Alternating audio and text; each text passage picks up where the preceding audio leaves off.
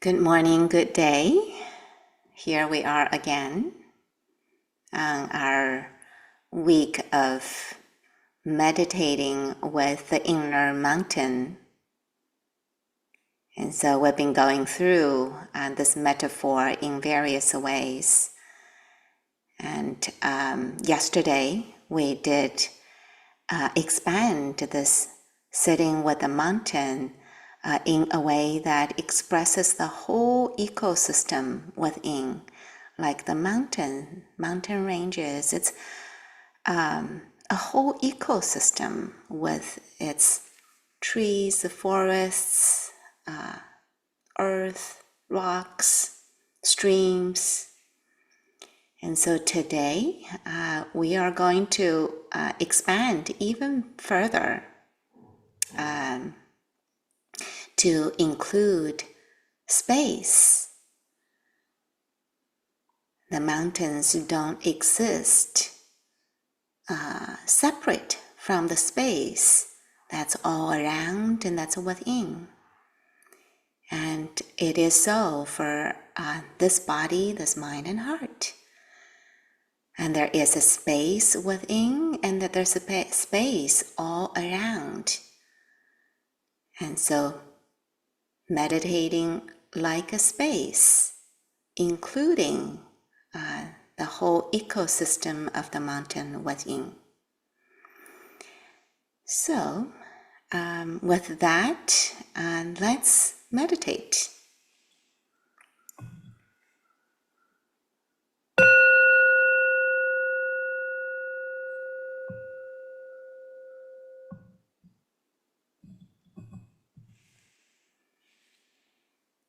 Allow the words to settle, arriving at the temple of this body, mind, and heart.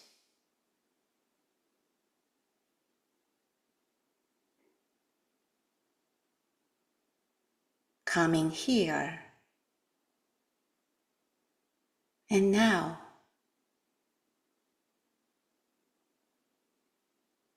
With the gentleness and the care, without demanding for things to be otherwise.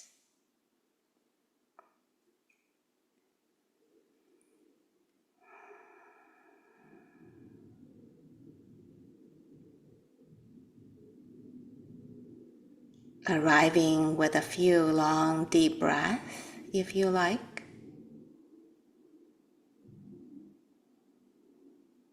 Arriving with the sound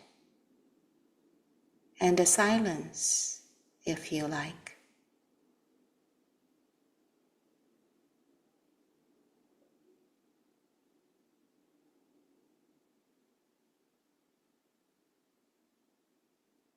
Arriving with the global sense of the body sitting, lying down.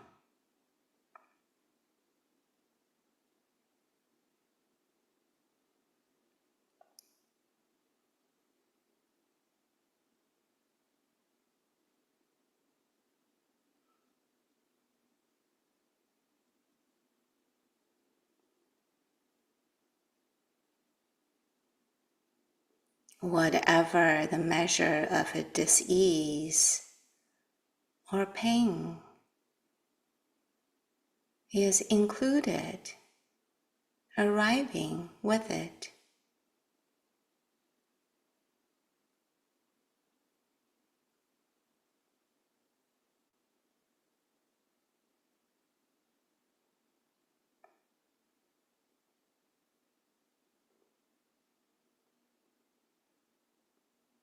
Not dismissing anything.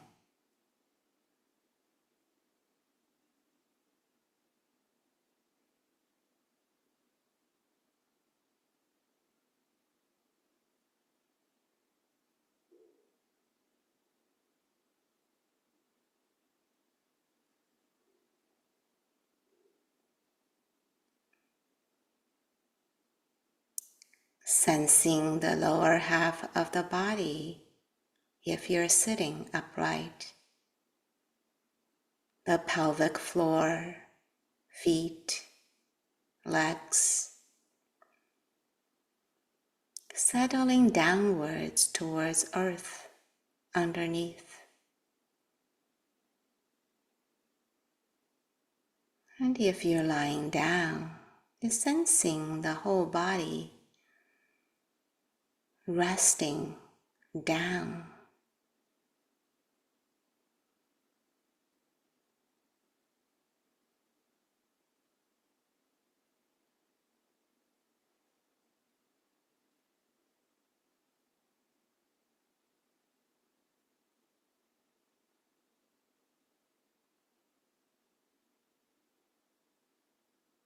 Like the mountains,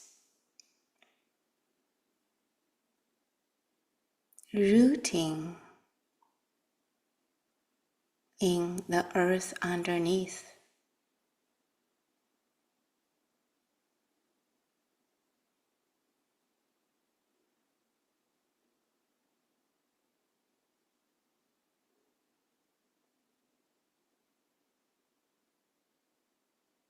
Stable, steady,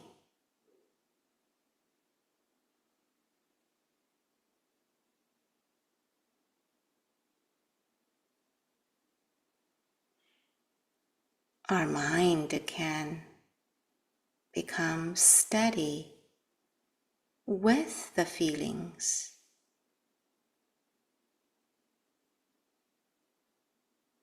sitting like a mountain.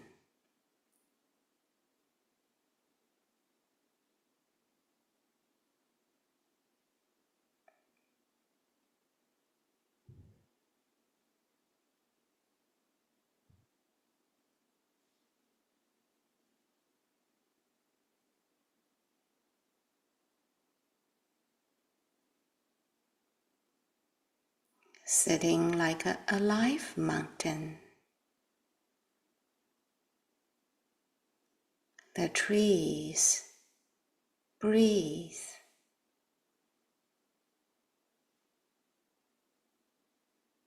The streams in the mountain flow.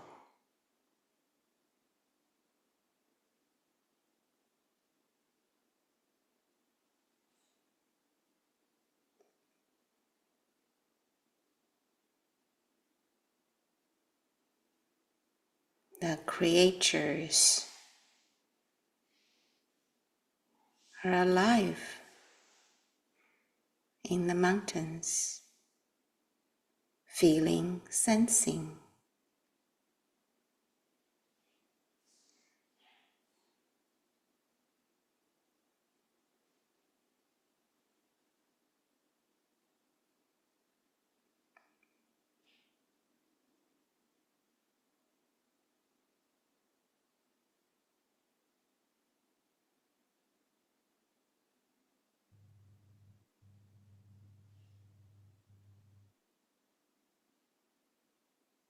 Including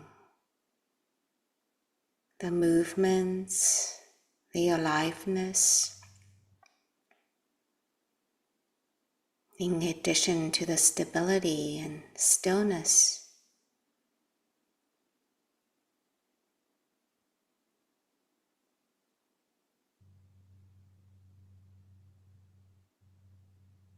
Including the waves of emotions, if they're present, moods,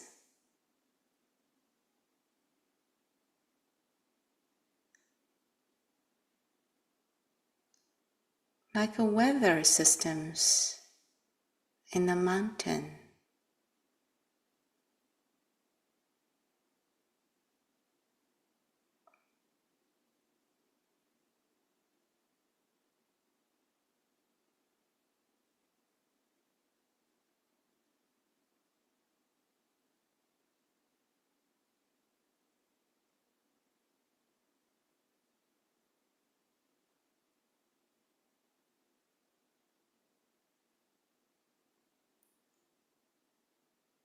feeling and sensing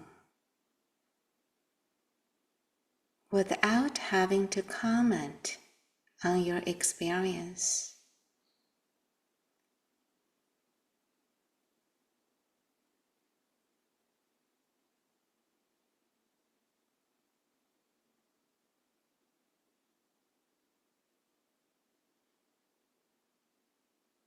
Noticing space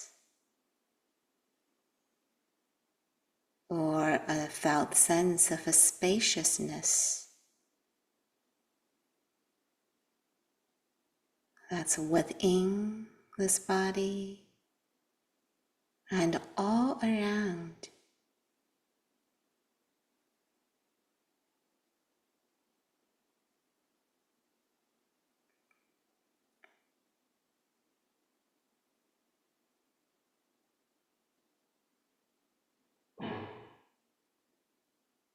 Like vast space and the mountains are not separate.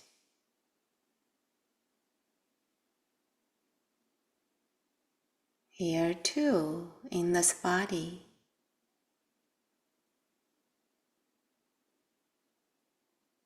we can feel and then sense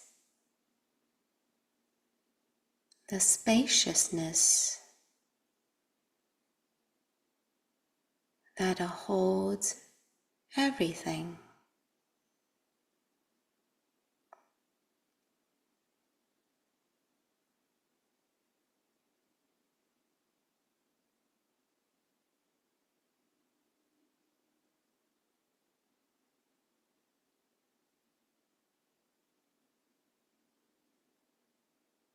Softening and relaxing into the spaciousness.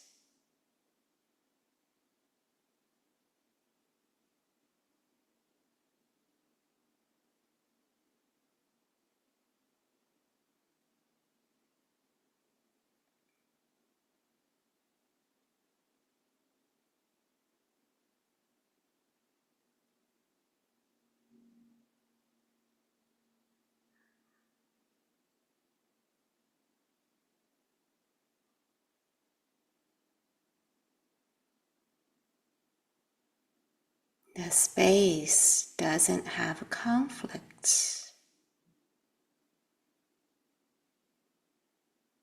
with our emotions, thoughts.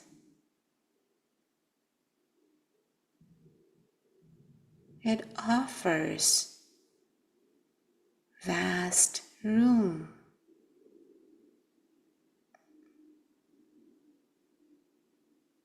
for things to float through.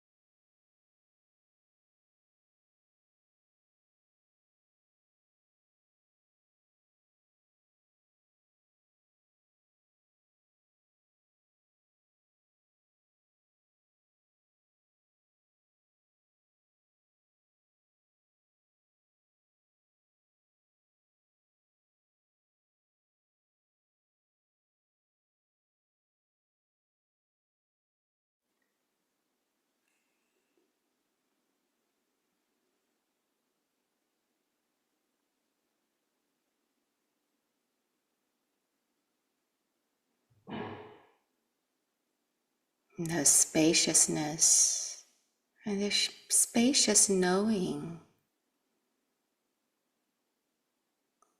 holds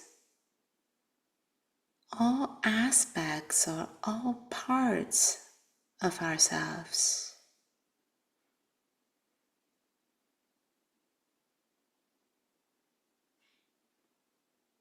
The whole of ourselves are held.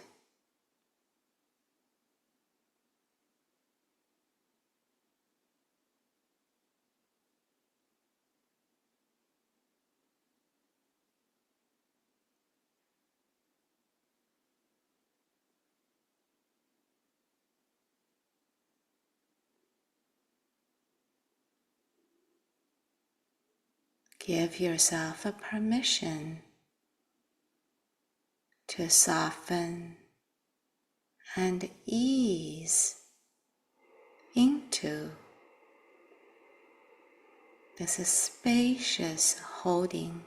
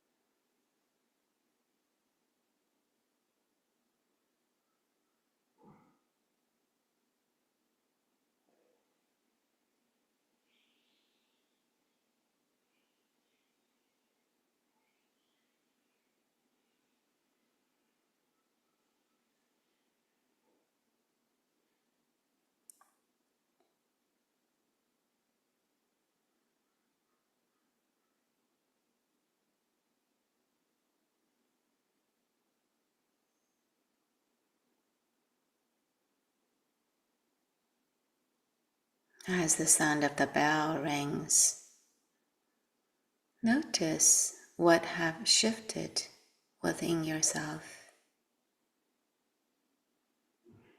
Maybe the breath has changed. Sensations in the body, heart and mind.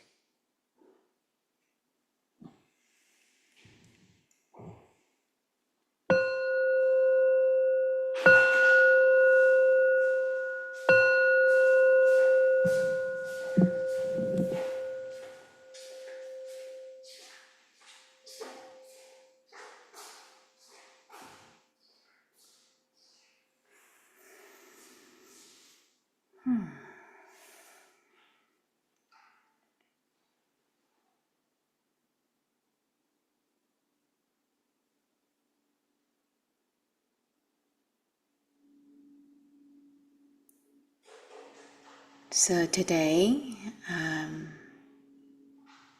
I brought a reflection based on a sutta.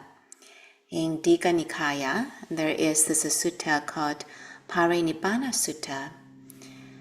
And this sutta documented the last days of the Buddha in his life.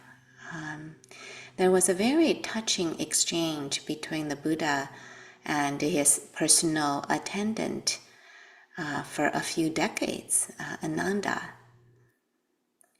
And the Buddha was in his last days of his life, and the Ananda was stressed out. And so the Buddha said to him, "So Ananda, live as your own island, your own refuge, with no other refuge. Let the teaching be your island and your refuge, with no other refuge." And how does a practitioner do this? It's when the practitioner meditates by observing the aspect of the body, keen, aware, and mindful, rid of covetousness and displeasure for the world. And that goes with the feelings, mind states, and the dhammas. And many of you would know, and this is the teachings of the Satipatthana. And so this is how a practitioner is their own island, their own refuge, with no other refuge.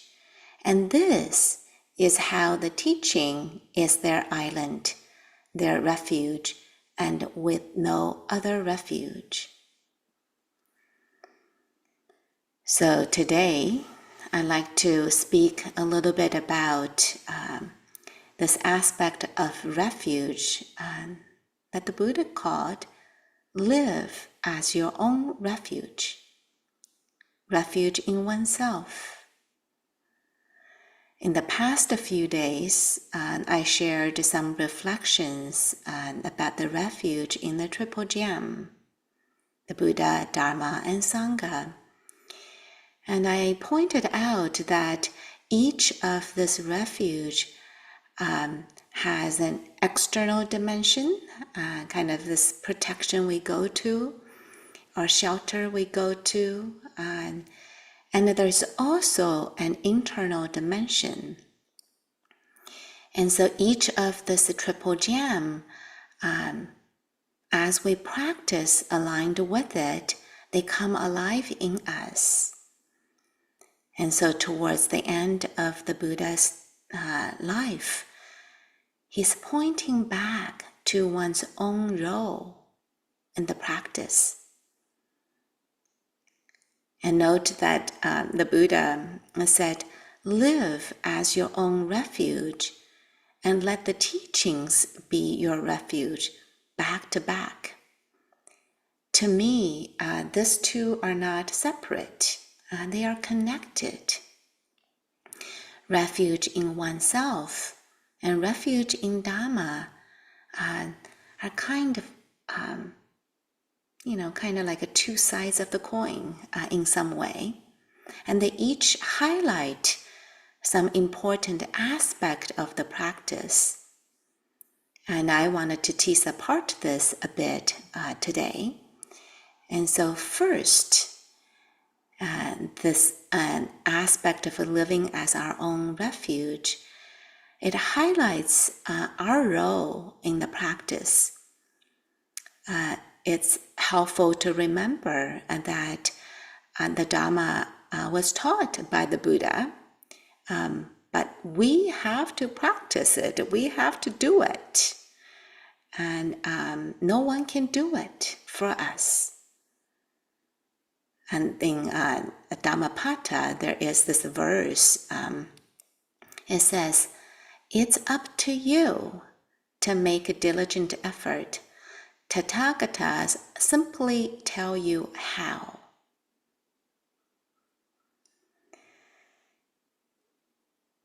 And so it's interesting to feel into this. It may seem quite obvious, and there's a sense of we have to practice it. But in reality, it's not always easy to do. So often, we don't always trust our own capacity to practice with what's difficult, practice with what's hard. We have a lot of only if kind of conditions. If the weather is bad, then it's really hard. It's too hot, it's too cold, or our neighbors are having party, it's too loud, and all kinds of things. You can think of a million reasons that we feel we're not up to the practice. And I know that feeling myself at times.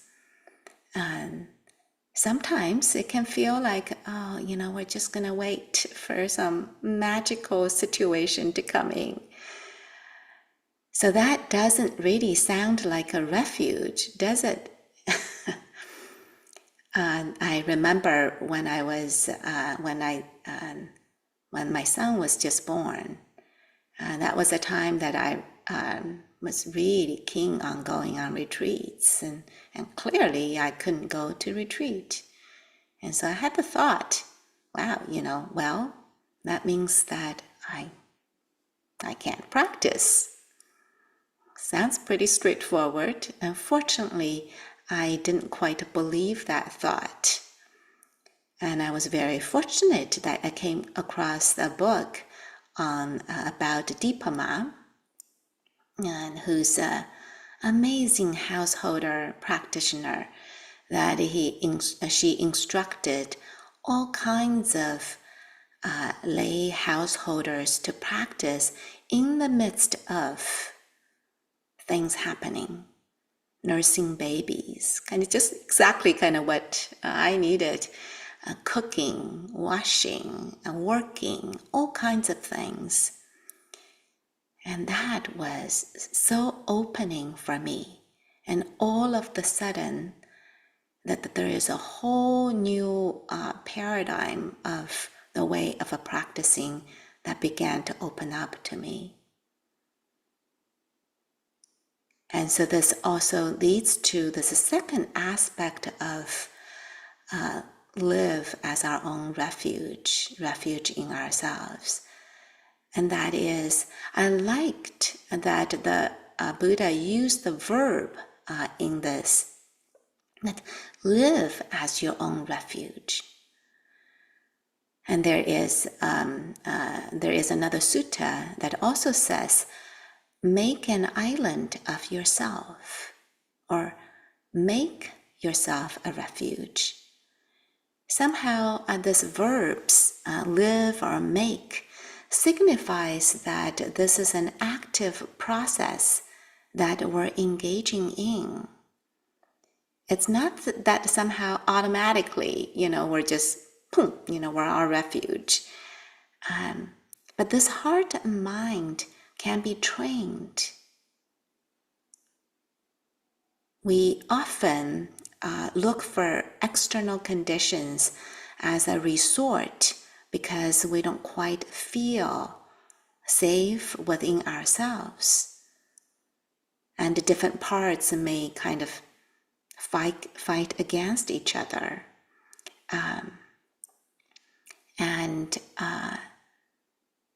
In our meditation, I invited this possibility to make space for all parts of ourselves. And so they can exist together, whether it's the part that feels pain and want to be relieved of pain, or whether it's the part that feel depressed or frustrated. They are there with a reason, or with reasons that we may not even know. But the fact that they exist, ask for our permission to allow them to be there.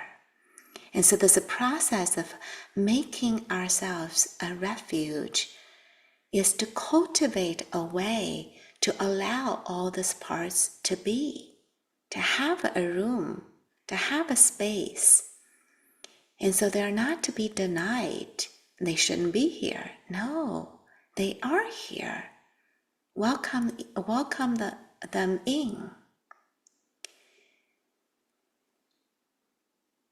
And so this process of live as our own refuge, making ourselves a refuge, is for us to begin to learn and cultivate this kind of inner space, inner safety, inner well-being, and inner ease, where the whole of ourselves can belong. And that takes a cultivation, and little by little, with humility and with dignity. And it's not easy. I'm not saying this is easy. But the invitation is to not too quickly and easily resort to the tendency of saying, oh no, this is too hard. But staying with the hardships, staying with that which may be difficult. It reminds me of another sutta that the Buddha pointed out. The noble disciples, there was a dialogue between a deity with the Buddha, and the deity was complaining that the practice path is hard and the path is rough and hard to travel. And the Buddha says, the noble disciples walks the path even if it's hard and difficult. They do it even when it's hard. And so this process of making and living the practice that the Buddha is pointing out. So making yourself a refuge, and let the Dharma be the refuge through the sincere practice. And including everything. And so that's the invitation for your contemplation and for your savoring of how ourselves might be a refuge. And so thank you everyone. And I'll see you tomorrow.